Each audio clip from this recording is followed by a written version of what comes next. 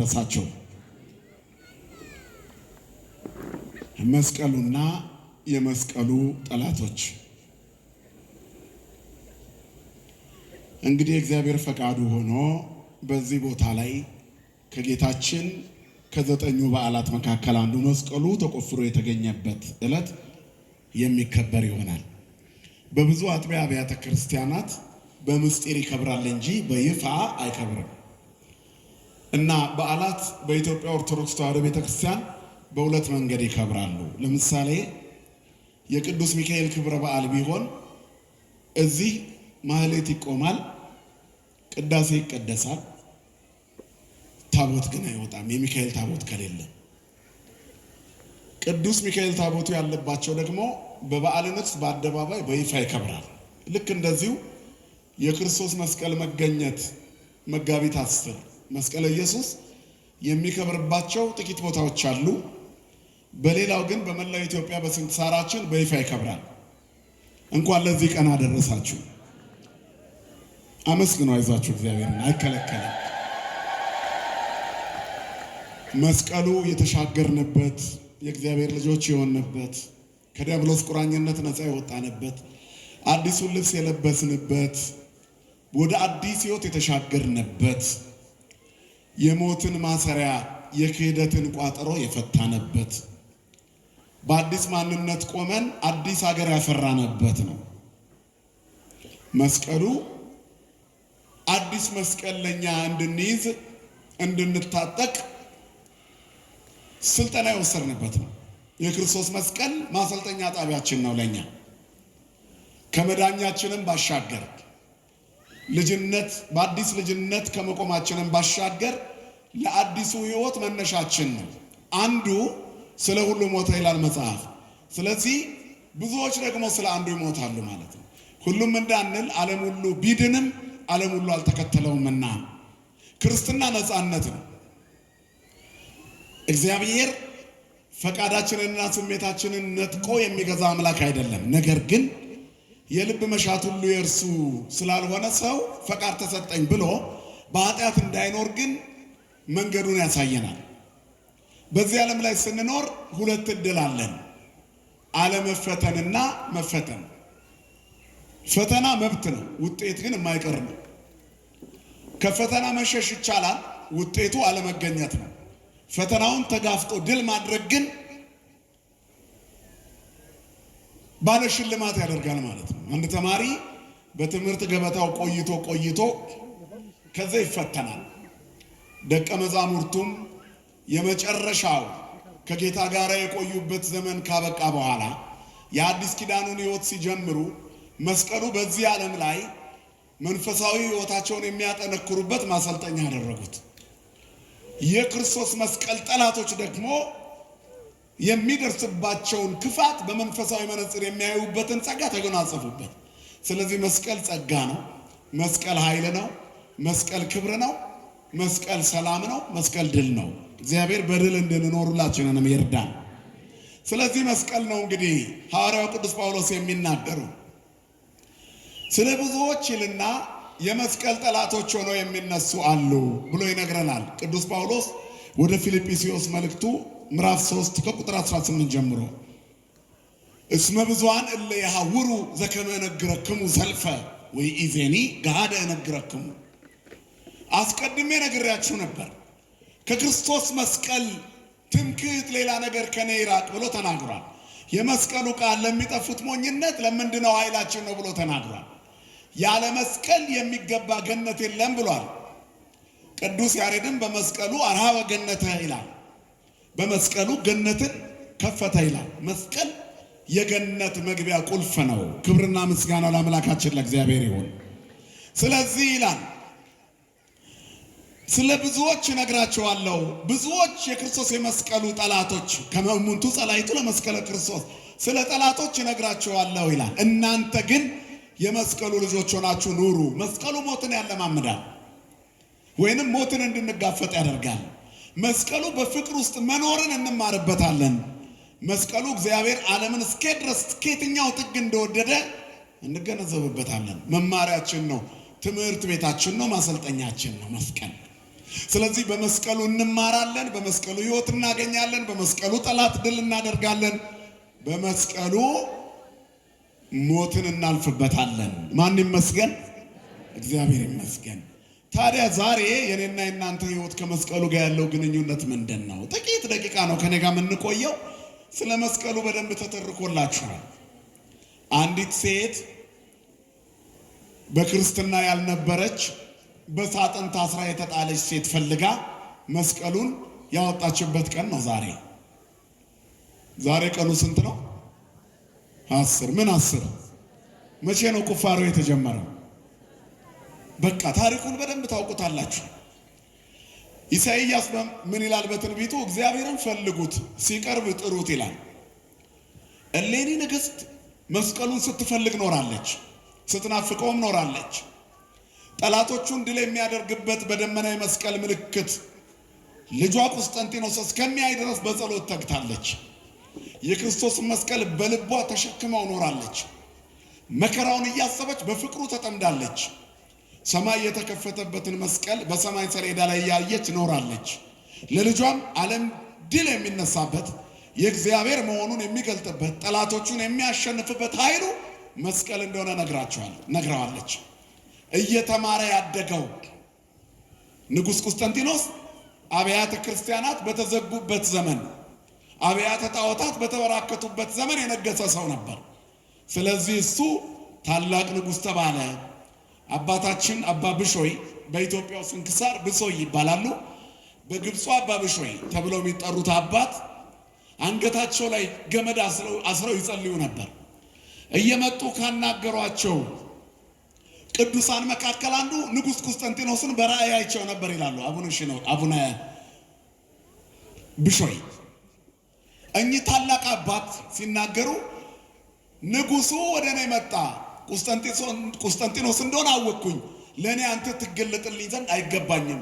አንተ አብያተ ጣዖታትን ዘግተህ አብያተ ጣዖታት ይታጸዋ ወአብያተ ክርስቲያናት ይትርሃዋ ብለህ የከፈትክ አንተ ታላቁን ጉባኤ ኒቅያን እንዲሰበሰቡ የጠራህ አባቶችን ለቤተ ክርስቲያንና ለትውልድ የሚጠቅመውን አድርጉ ብለህ የመከርክ በጎ ነገር ያደረክ መንፈሳዊ አባት ነህ። እኔ አንተን ላይ አይገባኝም ብሎ ተናገረው ይህ ጻድቅ አባት። ታዲያ ቁስጠንጢኖስ ምን አለ? እኔ ንጉሥ ነበርኩ፣ የሚጠበቅብኝን በዓለሙ ሆኜ እንድሰራ መንፈስ ቅዱስ ረዳኝ። ከምንም በላይ ግን የእናንተ የመናንያን አባቶች ጸሎት ረዳኝ። ምክንያቱም መስቀሉን ተክላችሁ በጸለያችሁ ጸሎት አየዋችሁ። የመነኮሳቱ የመናንያኑ ክብር ከሥጋውያኑ ክብር ይበልጣል። እንደ ከዋክብት እየተወነጨፉ ወደ ገነት ሲገቡ አይቻቸዋለሁ አለ። ክብርና ምስጋና ለአምላካችን ለእግዚአብሔር ይሁን።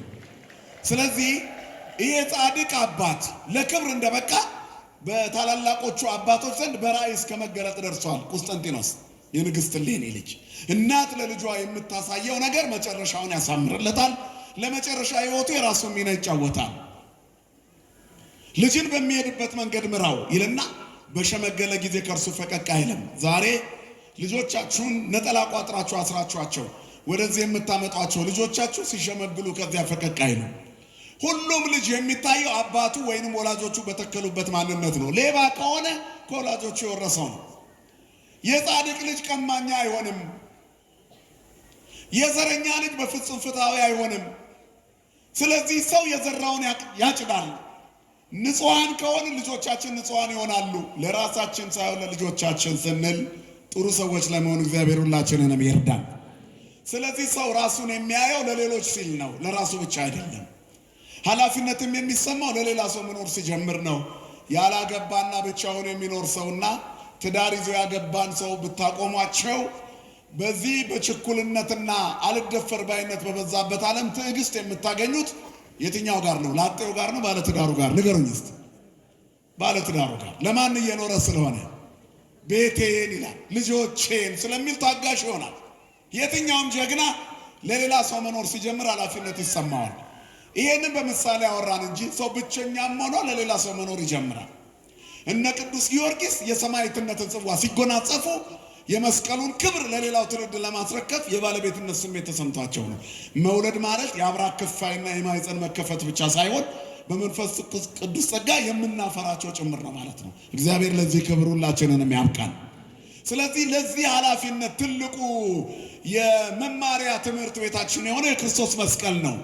እናቱ ቅድስት እሌኒ ንግሥት እሌኒ መስቀሉን በልቧ ይዛ በልጇ ልብ ውስጥ ሳለችው። ከብዙ ጊዜ በኋላ ሲነግስ ሰራዊት አስከትላ እንድትሄድ ፈቀደላት። ኢየሩሳሌም ሄደች። ኪራኮስ የተባለ ባህታዊ በነገራት ልዩ ምልክት ጢሱ ከሦስቱ ተራራዎች አንዱ ተራራ ላይ ሰገደ። ትልቁ ተራራ በቆሻሻ ተከምሮ ከ300 ዓመት በላይ የቆየው ተራራ ተቆፍሮ በዛሬው ዕለት እንደ ፀሐይ የሚያበራው የጌታ መስቀል ተገኘ። ክብርና ምስጋና ለአምላካችን ለእግዚአብሔር ይሁን። የጌታ መስቀል ተቆፍሮ ተገኝቷል። የኛ መስቀልስ ምን ቀበረው? አለ ወይ? አሁን መስቀል በዚያ በክርስቶስ መስቀል ውስጥ ያፈራነው የልጅነት ጸጋ ከኛ ጋር አለ ወይ? የሚወደኝ ሊከተለኝ የሚፈልግ ቢኖር ይጽላ ነፍሶ ይጹር መስቀሉን አረ ወይ ትለወኒ ይከተለኝ፣ ነፍሱን ይጥላ ራሱን ይካድ መስቀሉንም ይሸከም ከዚያ ይከተለኝ ይላል ጌታ። የጌታ ለመሆን የተሰጠን መስቀል አለ ማለት ነው። በልካችን የተሰጠን መስቀል አለ። የክርስትና ሃይማኖት ፈተና የበዛበት ነው። ሳይፈተኑ ማለፍ አይቻልም። ድል ለነሳው ከተሰወረ መና ሰጠዋለሁ ማለት ትግል አለ ማለት ነው። ኪዳኑ ጽኑ፣ ተልእኮ ከባድ፣ ጉዞው ረጅምና በብዙ መልኩ ፈተና ያለበት ስለሆነ በዝንጋታ የምንመለከተውና ያለ ትጥቅ የምንሰለፍበት አይደለም ክርስትና። እንዲያው ዝም ብለን እንደ ልባችን ኖረን ገነት መግባት እንፈልጋለን አይደለም። እስመ በብዙ ጻማ ወድካም ሀለወን ንባ ውስተ መንግሥተ እግዚአብሔር፣ ወደ እግዚአብሔር መንግሥት በብዙ ድካም እንገባ ዘንድ አለን ይላል። ወደ እግዚአብሔር መንግሥት፣ ወደ ማን መንግሥት? ስለዚህ መስቀል መሸከም ያስፈልጋል እና መስቀል ተሰጥቷል። ወንድሜ በኑሮ ውስጥ የሚገጥምህ ፈተና እንድትሸከመው የተሰጠ የአቅምህ መስቀል ነው። በትዕግስት ለፈው። በፊታችን ያለውን ሩጫ በትዕግስት እንሩጥ ይላል። አርአያና ምሳሌ የሆኑ ቅዱሳንን ይጠቅስና ቅዱስ ጳውሎስ እነዚህን ሁሉ ይላል ዕብራውያን ላይ እነዚህን ሁሉ አርአያና ምሳሌ የሆኑ መሪዎቻችንን እንደ ደመና በዙሪያችን ተከድነው ካየናቸው የእምነታችን ራስና ፈጻሚ የሆነውን ክርስቶስ ኢየሱስን ይዘን በፊታችን ያለውን ሩጫ በትዕግስት እንሩጣለን። ስለ ነገሥታቱ፣ ስለ ቅዱሳኑ፣ ስለ ነቢያቱ፣ ስለ አባቶቻችን፣ ስለ ሊቃውንቱ፣ ስለ መናንያኑ እነዚህን ሁሉ አስበን እነዚህ ሁሉ የተከተሉት ክርስቶስን ስለሆነ እነሱ እንደተከተሉት እንከተል። ተመሰሉ ኪያየ በከመ አነ እትመሰሎ ለክርስቶስ አምላኬ፣ እኔ አምላኬ መድኃኒቴ ሕይወቴ ክርስቶስን እንደመሰልኩት እናንተ እኔን ምሰሉ አለ ቅዱስ ጳውሎስ። የቀደሙ አባቶቻችሁን አስቡ፣ እነሱ መስቀሉን ተሸክመው ድል አድርገዋል ነው። ሌላ ቦታ ላይም ቅዱስ ጳውሎስ ዕብራውያን 13 ላይ ምንድን ነው ያለው? ተዘከሩ መኳንንቲክሙ ዘነገሩክሙ ቃለ እግዚአብሔር፣ የእግዚአብሔርን ቃል የነገሯችሁ ዋኖቻችሁን አስቧቸው። ወእንዘ ትርእዩ ሰናየ ግዕዞሙ ወመጻኢቶሙ ተመሰሉ በሃይማኖቶሙ፣ የኑሯቸውን ፍሬ እየተመለከታችሁ በእምነት መሰሏቸው። ሃይማኖታቸውን፣ ትሩፋታቸውን፣ ተጋድሏቸውን። በከፍተኛ ተጋድሎ ነው የዛሬው መስቀል ተቆፍሮ የተገኘው። ስለዚህ በየቤትህ ተጋድሎ አለብህ ማለት ነው። በኑሯችን ላይ የሚገጥሙን ፈተናዎች ቤተሰቦቻችን ላይ፣ እኛ ላይ፣ ሀገራችን ላይ፣ መንደራችን ላይ፣ ኑሯችን ላይ፣ ትዳራችን ላይ፣ ብቸኞችም ከሆንን የብቸኝነት ህይወታችን ላይ በልካችን የተሰራ የተሰጠን ፈተና አለ። እሱን ማለፍ ያስፈልጋል። መስቀሉን መሸከም እንደዚሁ አይደለም። ሳይለፉ ሳይደክሙ ማግኘት የለም። እስመ በብዙ ጻማ ወድካም አለወነ ንባ ውስተ መንግሥተ እግዚአብሔር፣ ሐዋርያት ሥራ ላይ የተጻፈ ነው። ወደ እግዚአብሔር መንግሥት በብዙ ድካም መግባት አለብን። አንዳንድ ሰዎች ከዚህ በኋላ ትግል አያስፈልግም፣ ከዚህ በኋላ ምንም አያስፈልግም፣ እንዲሁ በጸጋው ድነናል። ስንፍና ነው ይሄ። በእርግጥ ድነናል እኮ በክርስቶስ ኢየሱስ የሆነው ነገር ሁሉ ያልከፈልንበት በጸጋ ያገኘነው ነው። ክብርና ምስጋና ለስሙ ይሁን። ስለዚህ በጸጋው ድነናል። በአዳም ከመጣብን ሐዘን፣ በአዳም ከመጣብን ውድቀት፣ በአዳም ከመጣብን አንገት መድፋት፣ በአዳም ከመጣብን የጸጋ መገፈፍ በክርስቶስ ኢየሱስ ድነናል። ዕዳችን ተከፍሏል። ያልተከፈለ ዕዳ የለም። ሁሉን ክርስቶስ ከፍሏል። በመስቀሉ ጠርቆ አስወግዶታል ይላል። ክብርና ምስጋና ለስሙ ይሁን። ሁሉን ጠርቆ አስወግዶታል። ከዚያስ ዳግመኛ እንዳትያዝ ይላል። ተከፍሏል ብለህ ብቻ እንደ ልብ መዝለል አይቻልም። ጭፈራ የበዛበት ዓለም የሚናገረው ይሄን ነው። ተከፍሏል ይልሃል። ለመቼ ነው የተከፈለው? ወደፊትም ለምትሰራው ኃጢአት አይደለም። በነፃነት ልንኖር ክርስቶስ ነፃ አወጣን ይልና እንግዲህ ጸንታችሁ ቁሙ ካለ በኋላ ምን ይላል? ዳግመኛም በባርነት ቀንበር አትያዙ። አያችሁ መያዝ አለ ማለት ነው። ስለዚህ አሁን ኃጢአት ብሰራ እንደ ልቤ ብሆን ተከፍሎ አይሰራም። እንደዚህ በአዳም ከመጣው በደል ዓለም ሁሉ ድኗል። ዛሬ በክርስቶስ ያላመኑት የሚጠየቁት በመጨረሻው ዘመን ያልተጠመቁት የ40 እና የ80 ልጅነት ያላገኙት የሚጠየቁት አዳም በለስ ስለበላ አይደለም፣ በክርስቶስ ያገኙትን መዳን ስላልተቀበሉ ይጠየቃሉ። የተከፈለላቸውን ዋጋ አሜን ብሎ ስላልተቀበሉ ይጠየቃሉ። ክርስቶስ የመጣውን መድኃኒት አልተቀበሉምና ዳግመኛ በክህደት ባርነት ስለተያዙ ይጠየቃሉ። ስለቀደመው በደል ግን እግዚአብሔር ከፍሏል። ዋጋ ክብርና ምስጋና ለስሙ ይሁን። በዋጋ ተገዝታችኋልና በሚጠፋ ወርቅና ብር አይደለም። እውነት ነው። ተቤዥቻለሁ አትፍራ የሚለው ቃል እግዚአብሔር ቤዛ ሆኗል። በእርሱ የሚያምን ሁሉ የዘላለም ሕይወት እንዲኖረው እንጂ እንዳይጠፋ እግዚአብሔርም አንድያ ልጁን ለሞት አሳልፎ እስኪሰጥ ድረስ ዓለምን እንዲሁ ወዷልና። እንዲሁ ነው የወደደን፣ እንዲሁ በነፃ የከፈልነው የለም። እግዚአብሔር ለፍቅሩ ቅድመ ሁኔታ አላስቀመጠም። እንዲሁ ወደደን። ፍቅር ነው። አስብ፣ እኛ ለማፍቀራችን ምክንያት አለን። እሱ እኛን ለመውደዱ ማንነቱ ነው ምክንያት፣ ፍቅር መሆኑ ብቻ። እግዚአብሔር ጥላቻ አይደለም። ክብርና ምስጋና ለስሙ ይሁን።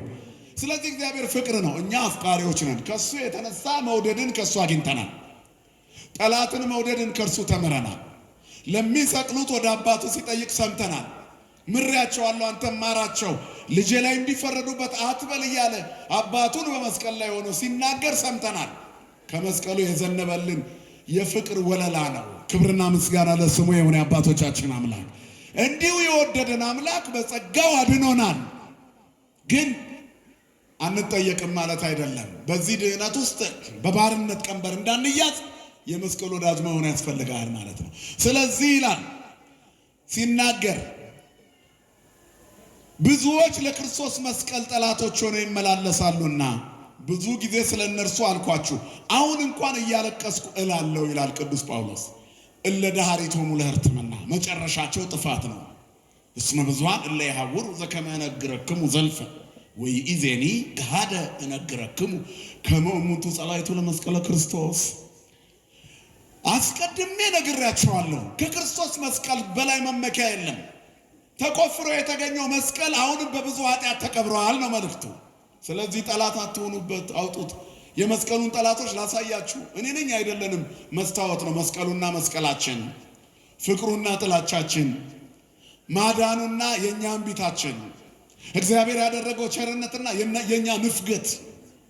ስለ ሁሉም ነገር ሁሉንም ስለኛ የሆነውን ጌታ ትተን በምርጫችን ውስጥ እግዚአብሔርን አለማካተታችን፣ በውሏችን ሙሉ ቀን ስጋዊ ሆነን መመላለሳችን የተከፈለልንን ዋጋ እንድንረሳ አድርጎናል።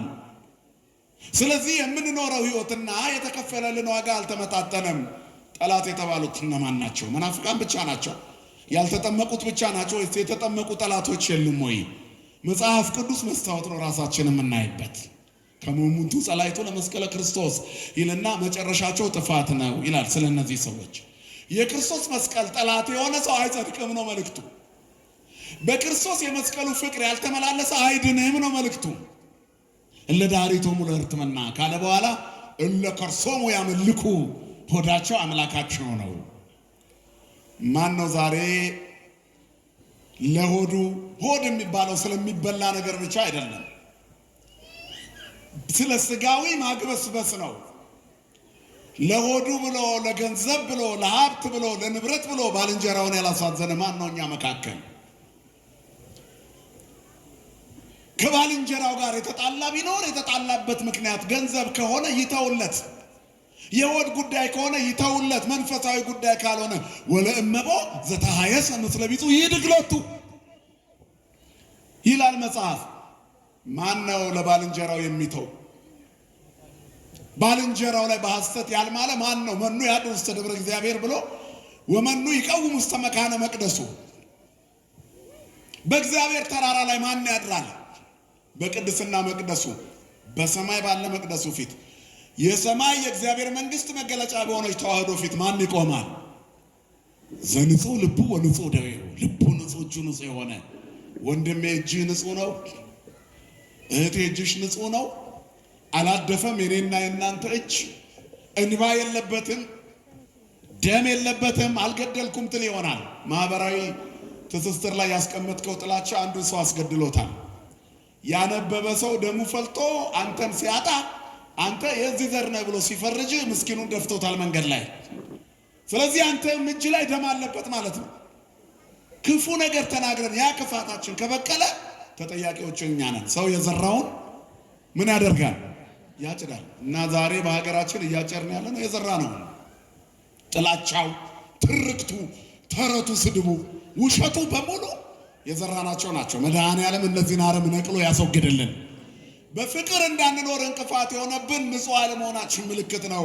ስለዚህ የልብ ንጽህና ይፈልጋል እግዚአብሔር።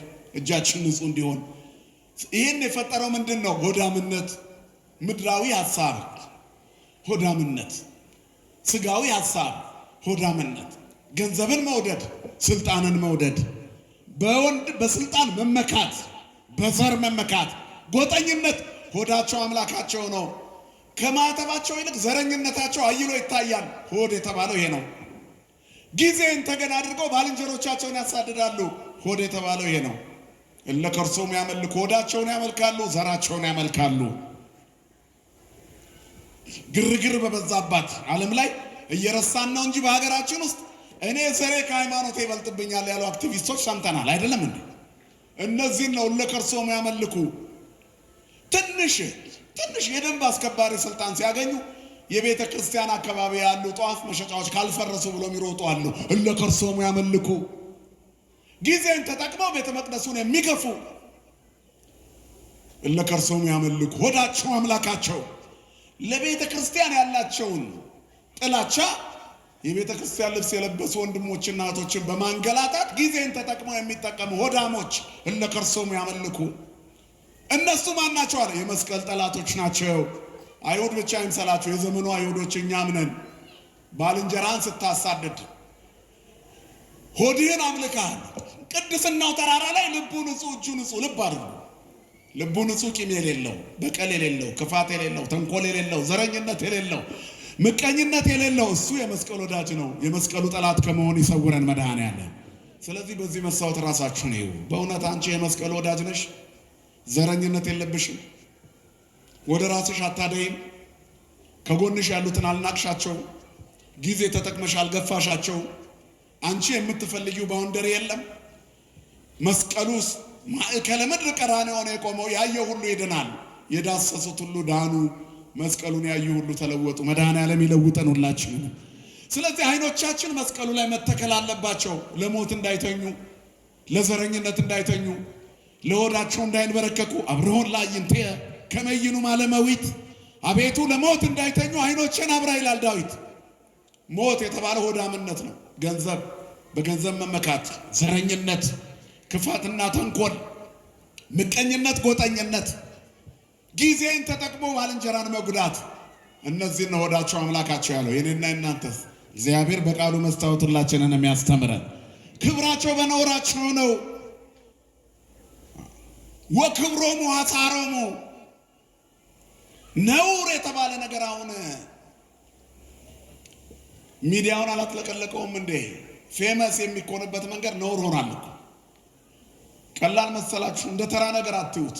ሴት እህቶቻችን ትንሽ ሳንቲም ለመለቃቀምና ኑሯቸውን ለመኖር ብለው ላያቸው ላይ ጣቢና ሊጥ እየደፉ ሚዲያ ላይ ቁጭ ብለው የሚታዩት፣ መላ ሰውነታቸውን ገላልጠው ተዋርደው የሚታዩት ለምን ይመስላችኋል? በምድር ላይ ያለ ስግብግብነት የፈጠረው ማንነት ነው። ስለዚህ ክብራቸው በነውራቸው ነው አለ። በነውራቸው አጊጠው ለመሄድ፣ በነውራቸው ወጥተው ሲሄዱ ታያቸዋላችሁ። እርቃናቸውን፣ ክብራቸውን ትተው ማንነታቸውን አዋርደው ለግንፍል ስሜታዊነት ክቡር ሰውነታቸውን ወደ ሸቀጥነት ለውጠው በማግስቱ በውድ መኪና ቢሄዱ ምን ጥቅም አለው? ቀን ላይ ማታ እርቃናቸውን ልናያቸው ነው። ስልካችንን እንደው ባንሸራተት ነው ቁጥር የምናየው የሀገራችንን ገመና ነው። የስድብ ቃላቶች፣ የነውር ቃላቶች፣ ያልተመረጡ ንግግሮች፣ እናትና አባት የሚያሳፍሩ። የሚቀጥለው ትውልድ ከዚህ ከተማረ የሚያዝ ትውልድ አይኖርም። እግዚአብሔር የተሻለ ዘመን ያምጣልን። ስለዚህ መስቀሉ ተቆፍሮ የተገኘው እነዚህን ቆሻሻዎች ለማራገፍ ነው። አይሁድ የሸፈኑት በሚታይ ቆሻሻ ነው። እኛ በስውር የዘረኝነትና የሆዳምነት ቆሻሻ መስቀሉን ቀብረነዋል፣ ጎትቱና አውጡት። ብዙዎች የመስቀሉ ጠላቶች ሆነው ይመላለሳሉ የተባልነው እኔና አንቺ ነን እህቴ። ለምድራዊ ጥቅም ብለን ማይተባችንን ብብታችን ስር የደበቅ ነው። ለዕለት እንጀራ ብለን የዘላለም ቤታችንን የዘጋ ነው። እሱ መንግስቶ ወጽድቆ መንግስቱና ጽድቁን ፈልጉት ሌላው ይጨመርላችኋል። አስቀድማችሁ መንግስቱን ፈልጉ። ክርስቶስ የመጣው ዋናውን ትልቁን የኃጢአትን ስር ሊነቅል ነው። ስሙ የተመሰገነ ይሁን። ሌላ ችግኝ አትትከሉ።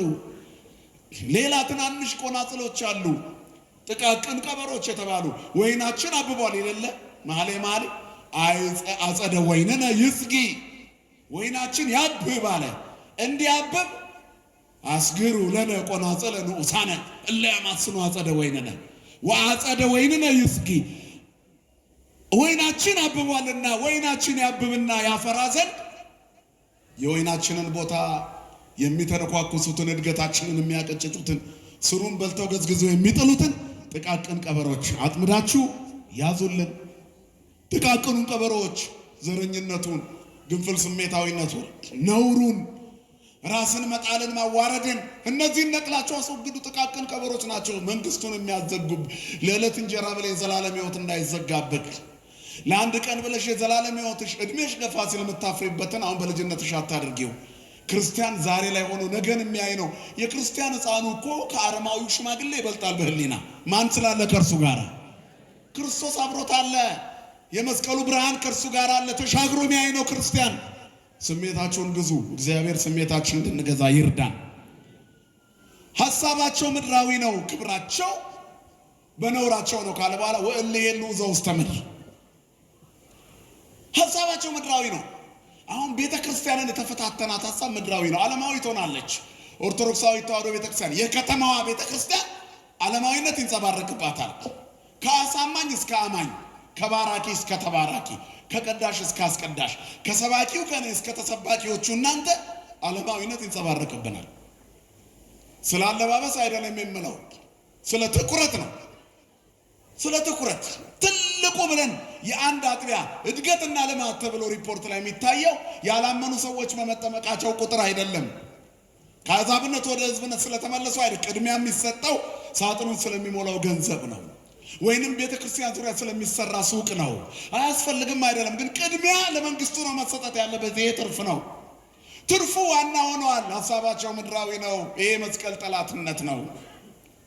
አገልግሎታችን እንዳይሰናከል በአንዳች ነገር ማሰናከያ ከቶ አንሰጥም ይላል ሁለተኛ ቆሮንቶስ ምዕራፍ 6። እንዳናሰናክል ያስፈልጋል። በእያንዳንዱ ጉዞ ውስጥ ክርስቲያን መንፈሳዊነትን ማስቀደም አለበት። ቁስ ከቀደመ ቆይቷል። ትልቁ ቦታ አደገ፣ ቤተ ክርስቲያን አደገች የሚባለው ህዝቡ እንደዚህ ሞልቶ ወንጌል ስለተማረ አይደለም።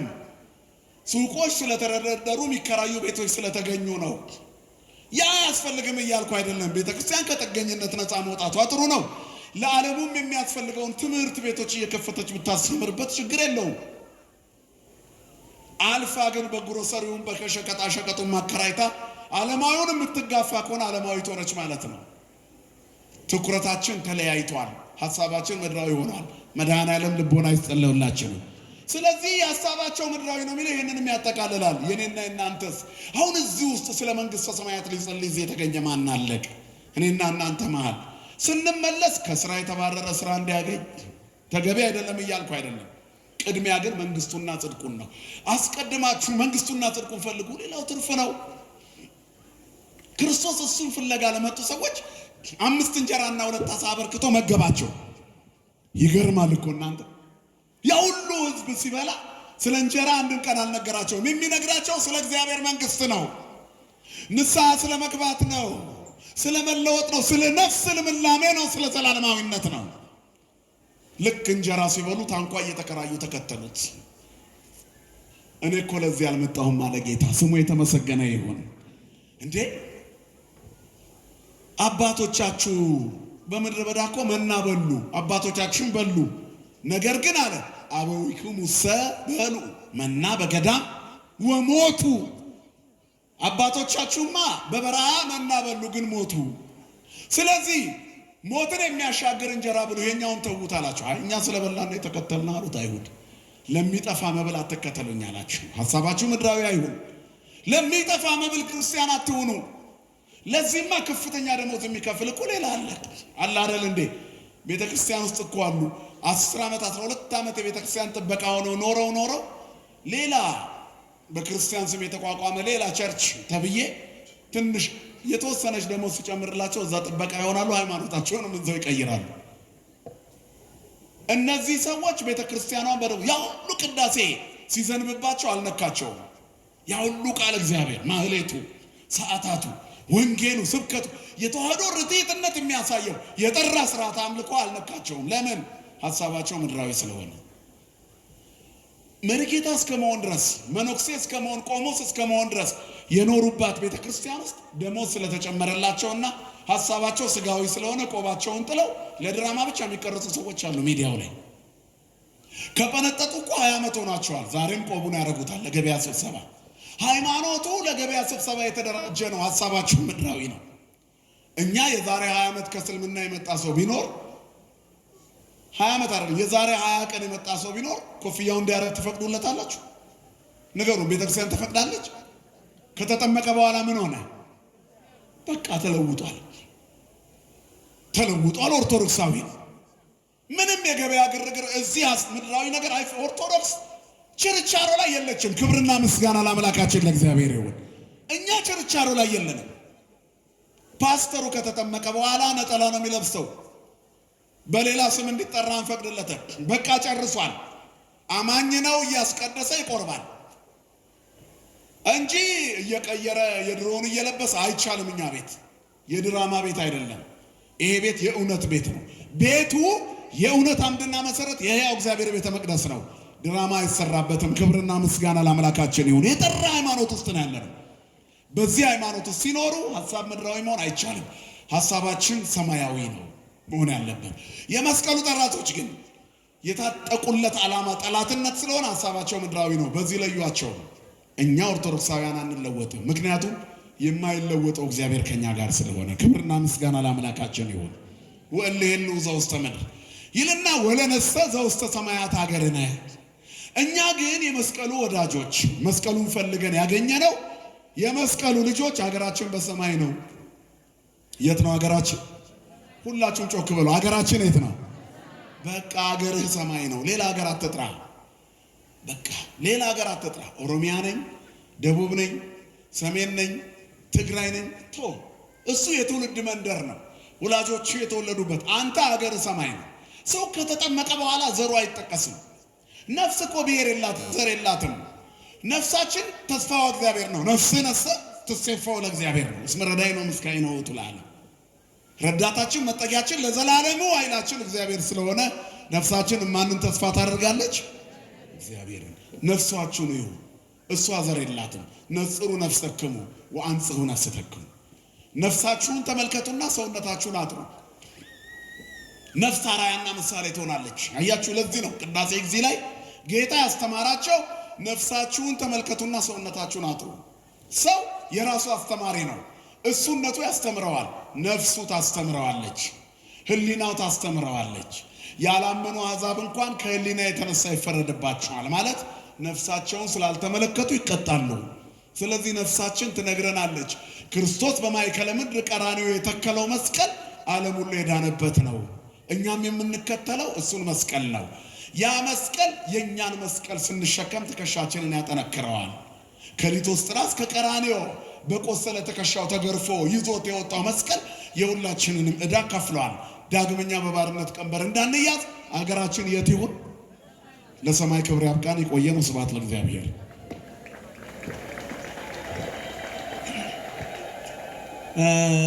እንግዲህ ማመስገን ከጀመርን በደንብ ነው ማመስገን። እግዚአብሔርን አመስግኑ።